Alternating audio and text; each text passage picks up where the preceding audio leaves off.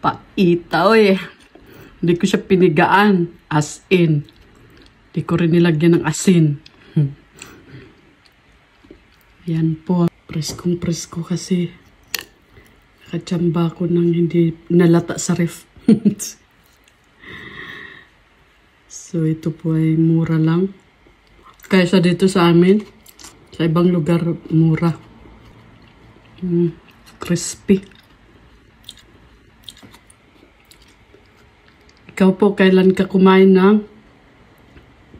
Kailan ka nag-umpisang kumain ng ampalaya? Ako po ay dito na.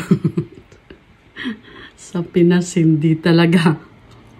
Pero habang nagkakaedad po ay yung ating lalamunan na ang naghahanap ng